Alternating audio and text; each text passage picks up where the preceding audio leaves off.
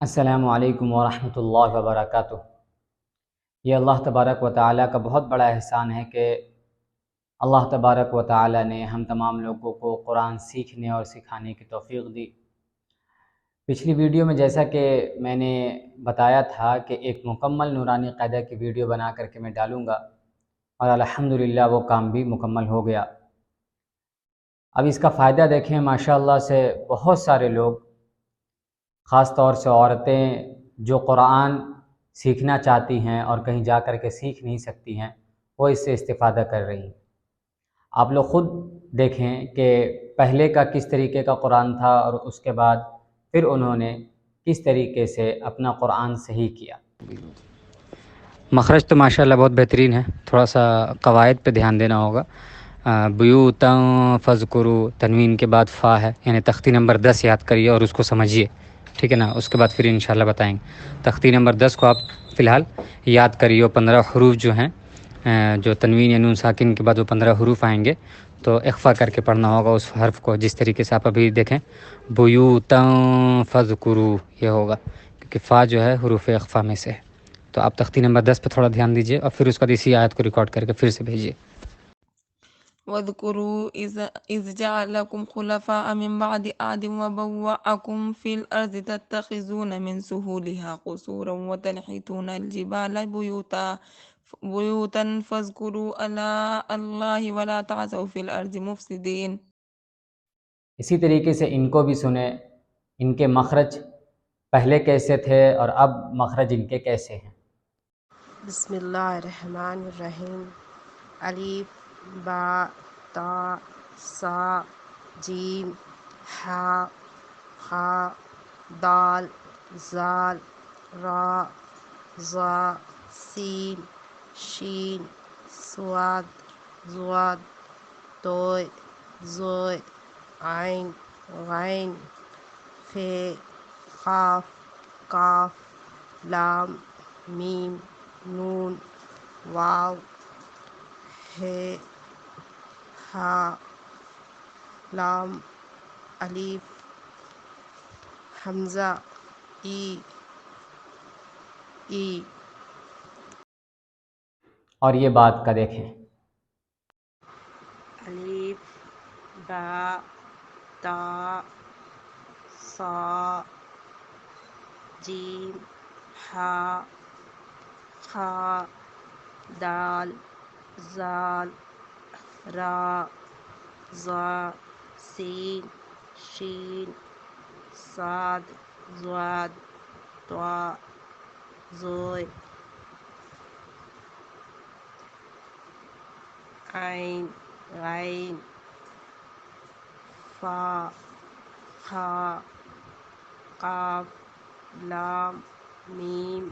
نون واو ہے چھوٹی ہے بڑی ہے۔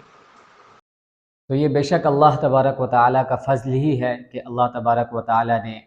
اس یوٹیوب کے ذریعے آپ تمام لوگوں تک پہنچنے کی اور تمام لوگوں کو پڑھانے کی توفیق دی۔ اب اگر آپ میں سے کوئی بھی، اگر کسی کی یہ خواہش ہو کہ وہ ان کی ٹیچر جو ہوں وہ کوئی لیڈیز ہوں،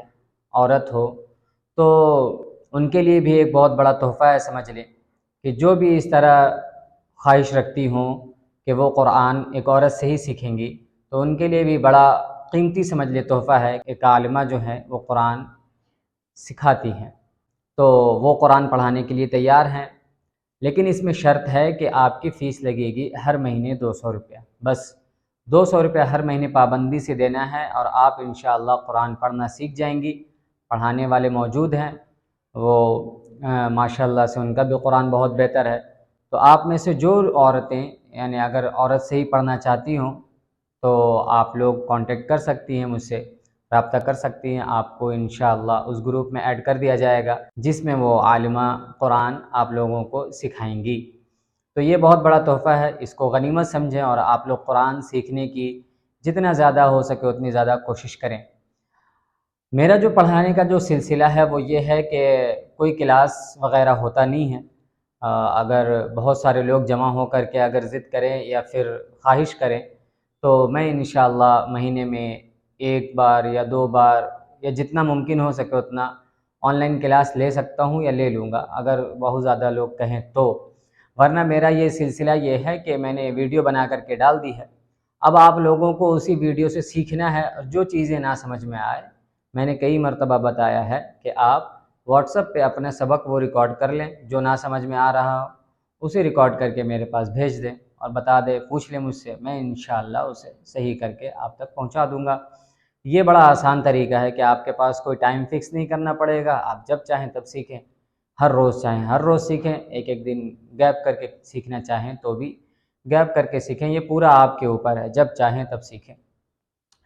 کوئی سبق نہ سمجھ میں آ رہا ہو تو بھی پوچھ لیں، وائس ریکارڈ میں سبق کا نام بھیج دیں، جو حرف نہ سمجھ میں آ رہا ہو وہ حرف پوچھ لیں، جو لفظ سمجھ میں نہ آ رہا ہو وہ لفظ پوچھ لیں، جس طریقے سے آپ سیکھنا چاہتے ہیں، بڑا آسان طریقہ ہے یہ، آپ آسانی کے ساتھ سیکھ سکتے ہیں قرآن۔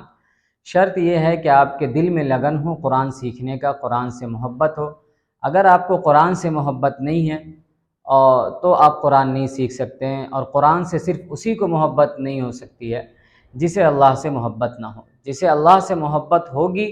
وہ اسے قرآن سے بھی محبت ہوگی، اور جسے قرآن سے محبت ہوگی وہ قرآن سیکھے گا۔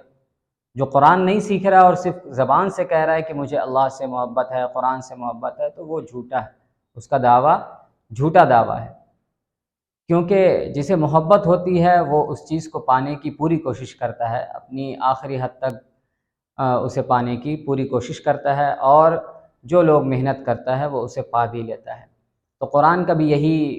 معاملہ ہے کہ جو بھی آپ میں سے کوئی بھی اگر قرآن سیکھنا چاہے اور اس پہ محنت کرے تو قرآن انشاءاللہ بہت زیادہ، اگر چھوٹا بچہ ہے یا بچی ہے تو 1 سال میں قرآن سیکھ جاتا ہے، اور بڑے جو ہیں وہ یعنی اگر کوئی 30 ہے، 35 40 سال کے ہیں تو ان لوگوں کو بھی